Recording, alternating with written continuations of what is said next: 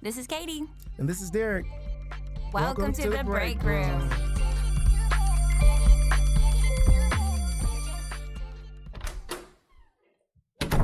Yo, what's up? It's your favorite podcast teachery kind of people here. This is Derrick. This is Katie. And this is The Break Room, where all the tea happens. This is where you come to be encouraged. This is where you come to let loose. This is where you come just by looking at our podcast thumbnail. You know, it's a place where you can either sit up straight or you can lay down on the couch. You can put your feet up on the coffee table. You can cry. You want to cry. This is a place where we vibe, right? We vibe. We vibe. And I asked Katie multiple episodes ago, are there actual real teacher tears on the couch? And she said, absolutely. Yes. And so feel free to come into the break room. We and hang out called with it us. the cry couch. The cry couch, which is absolutely amazing. Speaking of crying, Okay. why so much freaking testing? This is what we're talking about today. Whoa. All the testing. The testing. All the testing. What types of tests do we have? Well, we have the high stakes tests, What's that? which is at the end of the year, kids are they judge kids based on what they learned. And then they judge teachers based on how their kids did on the test. Wow. So the high stakes test, that's it. That's what it is. It's one day. What did you learn in math? And then they give you the test. You can take as long as you want on it. And then based on that day, that's what you learned that year. So it's, in my opinion, not the best measure. Let's pause real quick and let's talk about some things that are indicative of the other, that are actually causal or causality, right? Can I tell how good or how much your husband loves you by the way he acts in public? 100% no. Can I tell how good of a parent you are by the way your kids behave? Maybe not. It depends. It depends. Can I look at a kid physically and tell how well you feed them or not? No. No. So things are not causal, huh? Right. There's some other things to consider. Like as a parent, like there's some things to consider about my kid being an individual, or as a spouse, it's like, I can't control that other human. I mean, I'd hope that they like honor me and respect me in a certain way while they're out in public, but I don't know that people can determine how good of a person I am by how that person. Right. I don't know. Well, my husband adores me, but he's not down for the PDA. Yeah. Oh, really? Oh, yeah. No, he's not going unless he's had a couple drinks. Am I allowed to say that on this I podcast? think we can. This is a teacher podcast. Of Okay, course we talk yeah. about I mean, of drinking. course we go for happy hour after seventh period on a Friday. I mean, that's the thing. I have a friend in Texas or in Tennessee who calls it choir practice. So when they're talking to Kelly, if you're listening to this, they call it choir practice when they talk around their kids. So the kids know they're not. I'll see you at choir practice. Yes, that's how they talk about it. I mean, I worked with a guy who he would call it unprofessional development, which is exactly what it is. And he even emailed the masses and would be like, unprofessional development at Louis, like 3 o'clock, sneak out like a ninja, like, we're leaving. And no, I mean, he never got called on it. Yeah, I love it. Yeah, me too. Anyway. So PDA, sorry. PDA, he's not going to, he's not that guy. Yeah. Unless he's had a couple drinks. Yeah. Are you a PDAer? Yes. You look like you hold hands, you want to kiss, you want to hug. Yes. Yeah, that's good. You're a pretty affectionate person. Yeah. And you love your kids. Like, Yeah. yeah. I wish my kids wanted me to hug them in public. Yeah. They don't. Did they ever like that? No. So when we talk about testing, right? Okay, I'm sorry. Yeah, let's go back. Like, I got you. I'm your bowling. What are the bumpers? The bumpers. I'm your bumpers. I keep Katie K in the lanes. So when we're talking about this type of testing, right? It's like what you did the whole year. We look at this one test and we determine whether or not the kid learned and whether or not the teacher taught. That's correct. Give me another type of test that we do in schools.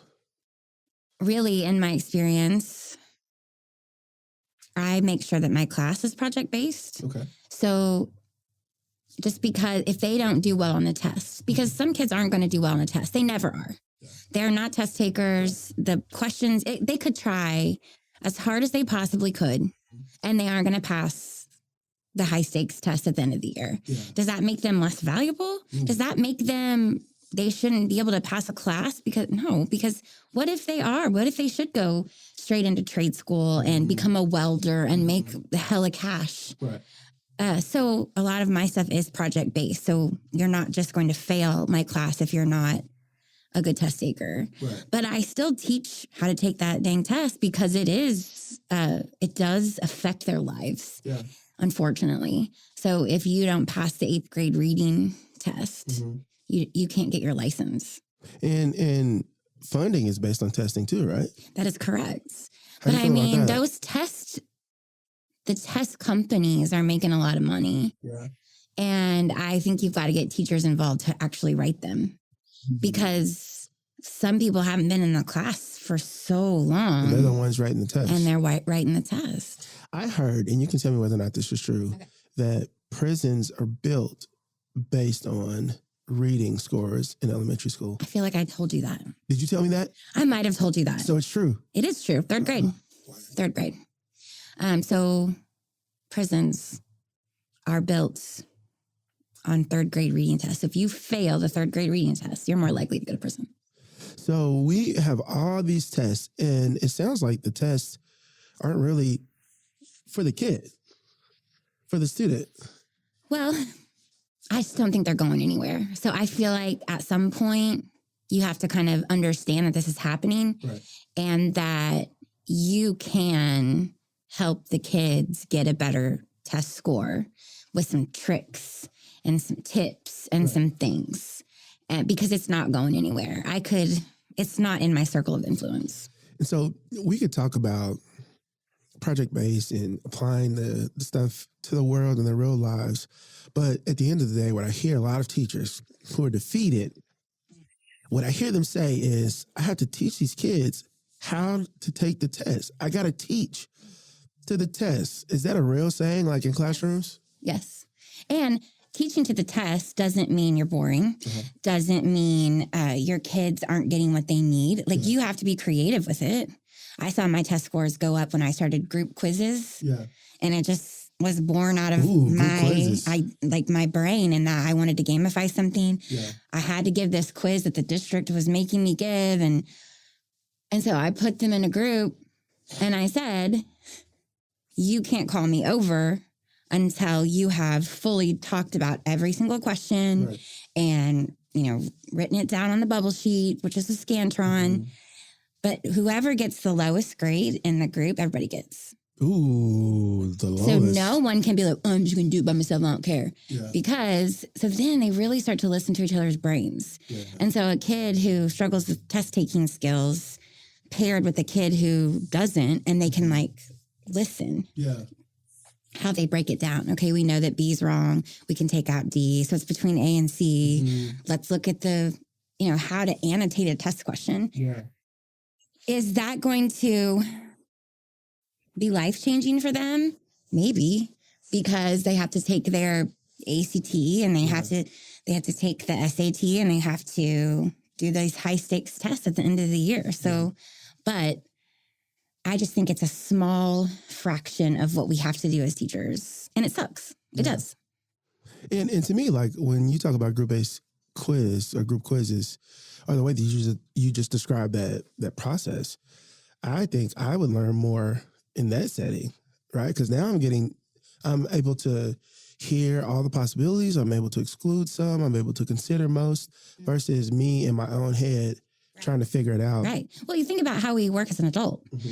We had a call maybe a month or so ago, and we were talking about, different ideas that we have for teachers, for corporate people. We collaborate on this. This podcast is way better because the two of us are here and not just one of us. Yeah. And that's how we work as adults. Yeah. So, in most environments, some people might say it's cheating, but we call it collaborating. Ooh, that's what most people do. Right. It's not in school, we call it cheating. In life, we call it collaborating. Right. It's not fair. Yeah. Yeah, I like that. So when you think about the testing, let's talk about some good components of testing. Okay. Because we've been pooping on testing here for 10 minutes straight. Oh. Let's talk about some good components of testing. How can we use testing as benchmarks, as indicators? How can we? I think that we shouldn't weaponize it against teachers and kids. So if you have a kid, like probably our kids who were read to at night, who were fed when they needed to be fed as an infant, those first 5 years, they're going to do better on a high stakes test than a kid who was neglected their first 5 years. So I don't remember that question. Yeah, we're talking about like how can we use tests? Like, what are some good components of tests? Right, benchmarks, indicators, like we should use the data. We should be looking at data. We should be analyzing the data. Yeah. And I say that in the same breath as I say, I know that kids are more than a data point. I know that. But you can look and see, okay, Ethan is here and I need him to come here. Yeah. So I need to learn about Ethan and about what makes him tick, how he can learn, how his brain is wired, how can we bring Ethan from here to here? That's part of our job as well. So I think it's good. How do we use tests as ways to help families serve and equip and prepare their student children? Well, I think that parents should be allowed to see the data. A lot of times they're not. Is that a truth? That's truth. Why not? Well, like data, like school-wide data, or their students' data? Everything. Really? Yeah. And I think you can request it. Like if you know the system inside. Yeah. So like they start testing kids in pre-K and kindergarten. The STAR test, this test, I had a baby kindergarten teacher write to me and say, I'm a kindergarten teacher and I didn't get in this so I could give the STAR test to every single kid once a week. Yeah. And I don't even know what they're doing with the data. Like, she's like, I'm trying to have carpet time. Yeah. That everybody comes sit on the carpet. I'm not trying to do this. Yeah. So, yeah, I think there's a lot of testing in which our families don't really get a peek into it. I remember when I was younger, I remember those tests being sent home, like the results. And there was like, you had like me, and then you had all my class, and then you had other kindergartners or first graders in the state. And then you had like this little graph. And I remember my mom sitting there, and I remember her talking to me like, oh, you're in the 80th percentile. And I thought it was really cool. But for her, like she was always aware of areas where I was not good. And so when I think, or areas I could improve. And so when I think about sending that information home to parents, right, it adds that extra layer of accountability, right? And ideally, to me, our government, like our national governments are concerned about our kids, and then our state is concerned about our kids, and then our city is concerned about our kids, and then our district is concerned about our kids, and then our school, and then the teachers, and then parents and families and community, right? If we insulate all 7 or 8 of those layers, then our kids should be doing pretty good. Yeah, agreed. But in the United States, we're 41st in the world. Did you know that? Ooh, I did not know that. Ooh. All of U.S.? The entire United States in the world is 41st. 41st. The top world power, the driver of commerce and economy and the face of capitalism. Yes, the people who thought up Disney World. 41st. Like, what? So we're doing something wrong. Yeah. But then also that's outside of my circle of influence. What I tell teachers, like, I guess you have to give the STAR test. Yeah. But what can we do to make it more engaging? What can we do to help the kids? And I think that the scores are available to parents. Like now they get like a little password and a username, and it comes to an email. Does it come to an email? Does it go to the junk email? I find my kids and I look at it. But also, do parents want to be that for their kids too? Like, you failed math, you got, and it's advanced, proficient, basic, you failed, and below basic. Basic? Like basic. That's the language we chose. That is what we chose. It used to be unsatisfactory. Unsatisfactory. And then they would take it on a screen, and then it would pop up and it would say, you scored unsatisfactory. So we were telling kids they were unsatisfactory. Is it better to tell them they're basic or unsatisfactory? I don't know. I mean, what is the difference really? I don't know. You know, the cool thing that I think about this, about testing, is, you know, I hear you say with your logical and objective teacher mind that there are some good sides and some not so cool sides of testing. They're not leaving. So we can I'm PLC trained. I'm RTI trained. I can look at data. I can help you raise your scores. Yeah. It's one of the things I do. Yeah. I can go into a district and look at their data and help them raise scores. Yeah. So we can love kids that way. We need to love kids in all kinds of ways. Yeah. But that's one of the ways. I used to have this group of kids that I met with after school. Have I talked about the Art Science Prize on this podcast? Mm-mm. We used to meet with kids and we took art and science and we like represented it in a really cool way. And we had them. Did you write the curriculum? I did not write the curriculum. It's an international curriculum. And the year before, they took kids to France. And the following year, they took them to Boston. So people from around the world came to Boston. But in order to make it to Boston, you had to make it out of like your local chapter. And then you were invited, which was really cool. And I had a chance to take kids to Boston. And we saw some really cool projects out there. But the project that we took, and these are kids, you had one kid that was, I actually had two kids that were A and B students. And you had another kid that I believe that was like a C, D student. And we put them in the same group because that's what we do, right? And they created something called the pop-up lawnmower. Ooh. And one of the students, their grandpa,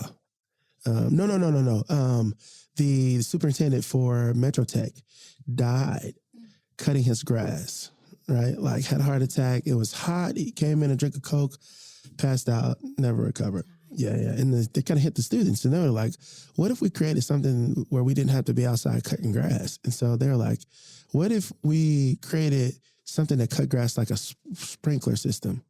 And it popped up out of the grass, and then the weed eater line like popped out and was like, zzz, and then dropped back in, and your grass was cut. And I was like, stop. What? Does it still exist? It doesn't exist at all. It was just an idea that they had, and they made a prototype, and it was this box with this turf on top, and they had this mechanical arm that once you push this button, it says, and it came up, and it spun out.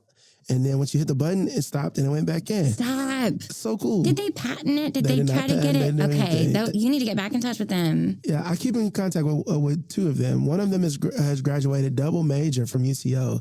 Another one's at OU right now. The third one is working at some fast food place. Yeah. But making money. He's making money. He's providing for his family, his little brother. They were in foster care. That was the one that struggled. Anyhow, I say all that to say, you had two.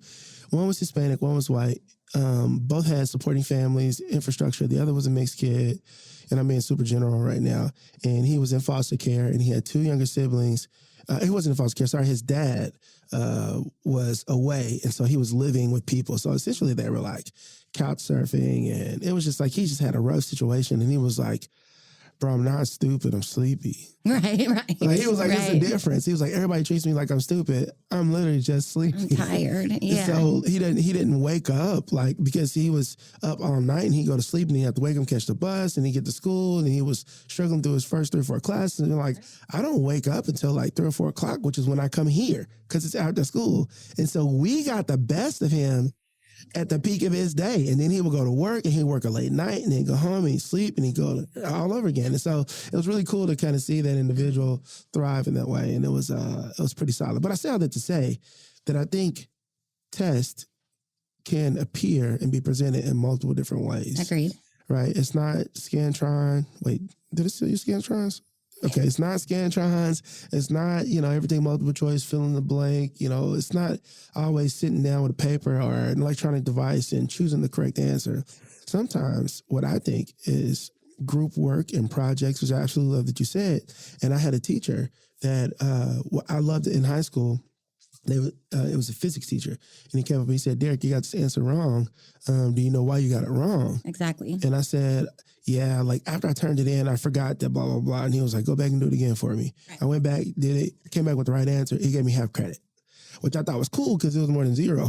Of course. Right. And so I went back and got half credit on everything that I missed. And it took my grade from a D to a B. Okay, see, and that's if the goal is the learning. Yeah. I'm big about this, and I fight with teachers about it because they want the zeros. They want to stick it to the kids, and I don't understand.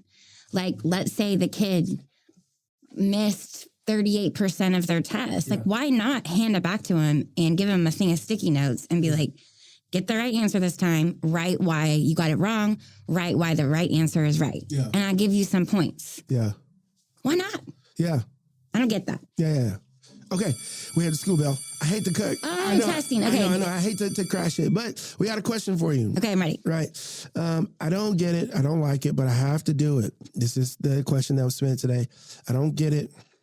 I don't like it, but I have to do it. How do I reconcile my morals and my beliefs with the job that I've been paid to do? It's really hard.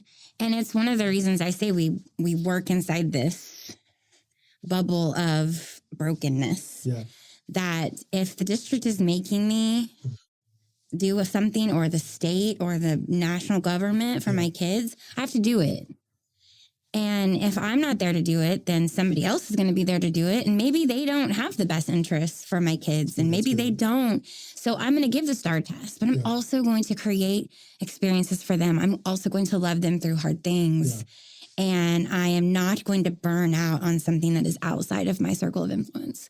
So you've got to stay in it. And what can you do? Yes, you have to give the STAR test, but also what can you do when you're not giving that STAR test, that you are creating those experiences for kids? Yeah. So that's what I would say. And that's what I say to teachers all over the country. Yeah.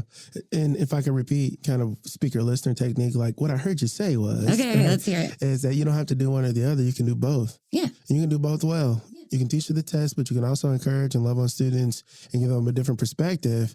And by doing both, you kind of surround the whole thing. Yes, Okay, correct. cool.